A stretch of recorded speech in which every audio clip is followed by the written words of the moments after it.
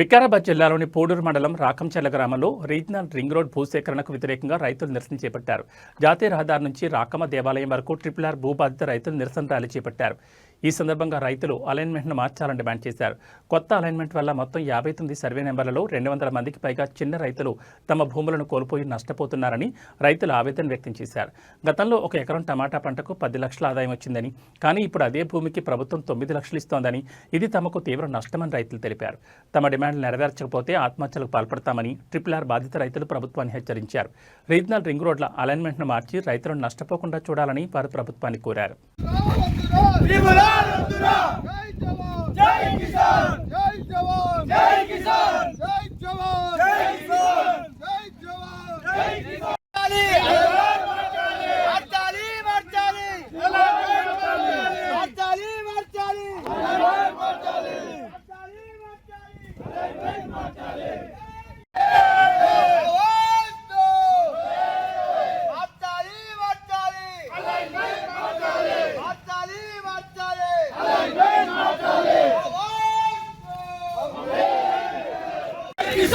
జై కిసాన్ జై జవాన్ జై జవాన్ జై కిసాన్ జై జవాన్ జై కిసాన్ వద్దురా వద్దురా RRR వద్దురా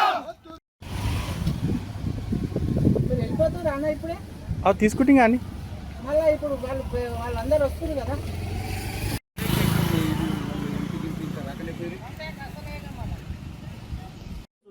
ఇంతమంది జీవనాధారం పోతుంది. ప్లస్ ఈ యొక్క ఒక ఒక ఒక మహానుభావుడు, అతను ఎవరో కానీ మేము పేరు వలకదలుచుకోలేదు, రాకమ్మ గుడి అంట ఇట్లా తీసి ఇట్లా పెట్టవచ్చు అంట. అంటే ఏమనుకో అతను తల తీసి ఇంకో తల పెడతారా? అంటే ఇట్లా తీసి ఇట్లా పెట్టవచ్చు. ఒక నాయకుడు మాట్లాడుతుంటాడు, ఏంది ఇది అంటే ప్రజల అభిష్టాన్ని రైతు యొక్క అభిష్టం మేరకు తీసుకోండి, పర్వాలేదు, అభివృద్ధి చేయాలి. వాళ్ళ యొక్క అభిష్టం ఒక 2 కోట్లు వలుకుతుంది. మేము ఈ 25 రోజుల నుంచి ఎంక్వైరీ చేస్తే అందరు రైతులేమో బాధపడుతుంటే మేమందరం కూడా ఎంక్వైరీ చేస్తే మనకు వచ్చే రూపాయి ఏదైతే 3 ఇంతలు మాత్రమే వస్తుంది. ఇక్కడ 2,81,000 ఉంటే 2,81,000 ఇంటూ 3 అంటే 9 లక్షల రూపాయలకు మేము 2 కోట్ల భూమి వదిలిపెట్టాలనా? అంటే ఏం న్యాయం? అంటే ఒకరిని చంపడము 10 మందికి పెట్టడమా? ఈ భూమి ఇక్కడ నుంచి రోడ్డు పోతే పక్క భూమిలో 5 కోట్లు వలుకుతుంది. 5 కోట్లు వలుకుతుంది అంటే ఇతను 5 కోట్లు రావు, ఈ 2 కోట్లు రావు, ఏమి రావు. అంటే మేమేం అడిగేది ఏంటంటే ధర్మంగా ఈ 2 కోట్లకు కాస్త ఇంకా పెచ్చు చేసి ఇవ్వండి. అట్లా ఇవ్వడానికి వస్తే అందరూ కూడా ముందుకొస్తారు. కాని పక్షంలో రైతుల జీవనాధారం అనేటోడు పండుకుంటే ఈ ప్రపంచం ఎట్లా బతుకుతుంది? రైతు అనేవాడు లేకపోతే రైతే రాజు అని చెప్పి రైతులను చంపుతున్నారు. ఇది కరెక్ట్ కాదు. దయచేసి రైతు బిడ్డ, ముఖ్యమంత్రి గారు రైతు బిడ్డ కాబట్టి పునరాలోచన చేయాలి. ఈ యొక్క హిస్టారికల్ ప్లేస్ను కూడా 1958 సెక్షన్ ప్రకారం 19 హెరిటేజ్. నేను పూడూరు గ్రామం నుంచి నరసింహారెడ్డి నా పేరు. ఇప్పుడు ఈ RRRలో పూడూరు గ్రామంలోనే 59 సర్వే నెంబర్ల నుంచి ఇది RRR పోతుంది. అంటే దగ్గర 200 రైతుల భూములు పోతున్నాయి. అంటే 200 కుటుంబాలు రోడ్డు పాలు అవుతున్నాయి. మా పూడూరులో ఉండేది మొత్తం 1 ఎకరా 2 ఎకరాల లోపల రైతులే ఉన్నారు. అందరు ఒక్కోరి ఉన్న భూమి అంతా పోతుంది. RRR అలైన్మెంట్ అయిన రోజు నుంచి వాళ్ళు రైతులు అసలు నిద్రపోవట్లేదు. వాళ్ళ పరిస్థితి ఎట్లుందంటే ఏమవుతుందనే ఆలోచన ఉంటుంది. కనుక ఇప్పుడు మీరైనా సరే మేము అదే కోరుకుంటాం, గవర్నమెంట్ కానీ ఎవరైనా వచ్చి అసలు పొలాలు చూడండి. పొలాలలో ఇప్పుడు ఉన్న పొలాలంతా పూడూరులో పోయారు కానీ చుట్టుపక్కల పోయారు, అందులో పంటలు పడుతున్నాయా, గవర్నమెంట్ ల్యాండా, పనికి మాలిందని చూడాలి. యాక్చువల్గా సెకండ్ అలైన్మెంట్ చేసిండ్రు. ఈ అలైన్మెంట్ పై తిప్పపూర్ కంచె నుంచి ఉంది. తిప్పపూర్ కంచె నుంచి పోతే రైతులే 10% ల్యాండ్ పోతుంది, 90% గవర్నమెంట్ ల్యాండ్ పోతుంది. కానీ ఇప్పుడున్న ఈ అలైన్మెంట్, కొత్త అలైన్మెంట్ లో మొత్తం రైతుల ల్యాండ్సే పోతున్నాయి, 100% రైతులే పోతున్నాయి.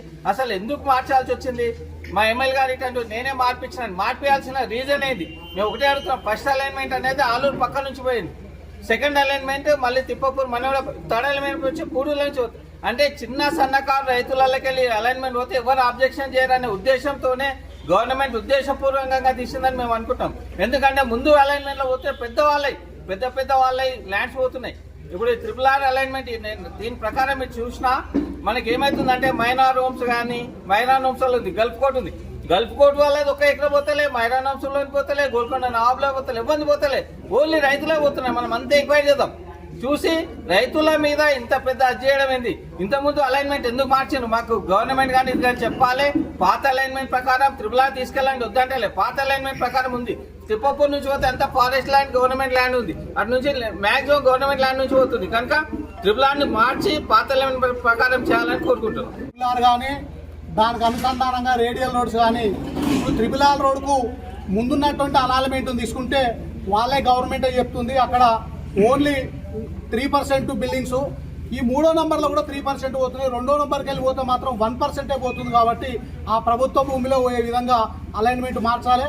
ప్రభుత్వం ఉద్దేశం ఏందో మరి కొంతమంది నాయకులు మరి వాళ్ళ ఆస్తులు కాపాడుకోవడానికో వాళ్ళ సొంత ప్రాపర్టీస్ కాపాడుకోవడానికి ఇక్కడ ఉన్నటువంటి అంత పేద ప్రజలు చిన్నకారు రైతులు ఉన్నారు కాబట్టి వాళ్ళ నోట్లో మట్టి కొట్టి ఈ RRRని తీసుకుపోయి ఇక్కడ ఉన్నటువంటి రైతులందరినీ భయాందోళనకు గురి చేసి వాళ్లకు సాగు తప్ప వేరే మార్గం లేదు. కాబట్టి ఇంతకుముందు పెద్దలు చెప్పినట్టు మరి అలైన్మెంట్ చేసేటప్పుడు రైతుల సమ్మతి తీసుకొని రైతులందరితోటి మమేకమై రైతులకు ఏం చేయగలుగుతాము ఆలోచన చేసి ఇప్పుడు ఉన్నటువంటి దానికంటే ముందేదైతే ఫస్ట్ చేసిరో దాని గుండా అలైన్మెంట్ తీసుకుపోవాలి. పక్క జిల్లాలో చూస్తే 25-24 కిలోమీటర్లే ఉంది. ఇక్కడ వచ్చేసరికి మాత్రం 50 కిలోమీటర్లు దాటేసి ఏదో సక్కనవుతుందని చెప్పేసి చిన్నకారు రైతులది భూములన్నీ లాక్కోవడం కరెక్ట్ కాదు. ఇంత మంచంపల్లి నేను చెప్తానన్నా మాతాన కూడా RRR పోతుంది మరియు రేడియల్ రోడ్ 2 పోతున్నాయి. అయితే ఎకరా 2 ఎకరాలు ఉన్నవి మాత్రం పోకుండా మరి ఇక్కడ ఉన్న రాకంచెర్ల దేవస్థానం భూమి కూడా 8 ఎకరాలు పోవడం జరుగుతుంది. అందులోనే మరి దీన్ని ఎందుకంటే అక్కడ ఉన్న ఎకరా 2 ఎకరాలలో మరి నేను కూడా అందులో 6 ఎకరాలు అగ్రిమెంట్ చేసుకొని ఖరీదు పెట్టి తీసుకున్నా. ఇప్పుడు ఒకవేళ అలాట్మెంట్ చేంజ్ చేయకపోతే మందాగే పరిస్థితి ఉంది. ఇక్కడ ఉన్న రైతులు కూడా మరి చాలా మంది కూడా SC STల భూములు పోతున్నాయి. ఒక్కసారి ఆలోచన చేయడం పెద్దల గురించి ఏదైతే అలాట్మెంట్ ఉందో దాన్ని వెంటనే ముందు ఏ విధంగా అయితే కొనసాగిందో ఎక్కువ లాభాని భూములు ఉన్న ఏరియాలు ఉన్నది అది ముందు ఆలూరు నుంచి ఉన్నది దాన్ని దృష్టిలో పెట్టుకొని మరి రైతుల భూములు పోకుండా ఎక్కడ కూడా 6 గజాల వరకు తవ్వితే కూడా రేగడి మట్టి ఉన్నది. రేగడి మట్టిలో ఉట్టి పెరిగిన వాళ్ళం మేము. ఒకవేళ భూములు కొడితే చాలా మంది ప్రాణాలు పోయే పరిస్థితి ఉంది. ఒక్కసారి ఎమ్మెల్యే కానీ లేకపోతే ఎంపీలు కానీ నరేంద్ర మోడీ ప్రైమ్ మినిస్టర్ కానీ ఒక్కసారి ఆలోచన చేయండి. ఇక్కడున్న మేము డెవలప్మెంట్కు వ్యతిరేకంగాము మరి ఇక్కడ ఉన్న రైతుల విజ్ఞప్తి కూడా ఎందుకంటే ఒక కంపెనీ పెడితే ప్రజాభిప్రాయ స్వీకరణ తీసుకుంటారు. మరి ఇంతమంది రైతుల యొక్క భూములు పోతే మరి ప్రజాభిప్రాయ సేకరణ లేకుండా ఈ RRR రోడ్ ఏంది ఇప్పుడు రేడియల్ రోడ్ ఇక్కడికి వెళ్ళి ఎట్టి పరిస్థితుల్లో కూడా ఇక్కడికి వెళ్ళి చేంజ్ చేయాలి. మరి ఎందుకంటే ఇక్కడ ఉన్న రైతులు కూడా ఎకరా 2 ఎకరాలు ఉన్నాడు కూటికి గుడ్డకు లేని వాళ్ళు కూడా ఉన్నారు. హైదరాబాద్లో పోయి బతికే ఉన్నది కనుక వెంటనే ఈ అలాట్మెంట్ను ఇక్కడ ఉన్న గ్రామాలు మొత్తం కూడా శంషాబాద్కి వెళ్ళి వచ్చి కాంపెన్సేషన్ ఏ రకంగా ఇస్తారండి? ఈ మార్కెట్ రేట్ అంటే రిజిస్ట్రేషన్ రేట్ కాదు, మార్కెట్ రేటుకు 2 ఇచ్చి తీసుకోవాలి. ఒకవేళ ప్రభుత్వం తీసుకోవాలి అనుకుంటే ఈరోజు రాకంచెర్లలో 2 కోట్ల రూపాయలు పోతుంది. అంటే 2 అంటే 4 కోట్లు ఒక రైతుకు ఎకరాకి ఇచ్చినప్పుడు ఈ రైతు నుంచి ఎలాంటి అభ్యంతరం ఉండదు. ఎందుకు 4 కోట్లు అంటే ఈ రైతు ఈ భూమిని నమ్ముకొనే బ్రతుకుతున్నాడు. రేపు పొద్దున ఇంకో 100 సంవత్సరాలు వాళ్ళ తరతరాలు బ్రతకాలంటే ఈ 4 కోట్ల కాంపెన్సేషన్ ఇస్తేనే వాళ్ళకి సరిపోతుంది. ఏదో మేము ఈ 6 లక్షలు 7 లక్షలు ఇస్తామంటే పూల బుట్టాలకు కూడా రావండి. ఒక ఎకరం 10-12 లక్షల రూపాయల టమాటాలు అమ్మిన రైతులు కూడా ఉన్నారు. ఒక్క ఎకరంలో ఒకే సంవత్సరంలో 10-12 లక్షల రూపాయల టమాటాలు అమ్మిన రైతులు ఉన్నారు. అలాంటి భూమికి 20 లక్షలు 10 లక్షలు ఇస్తామంటే మా జీవితాలను ఎక్కడ పెట్టుకోవాలి? మాకు శరణ్యం ఏంటి? మాకు ప్రభుత్వం చూపించే దారి ఏంటి?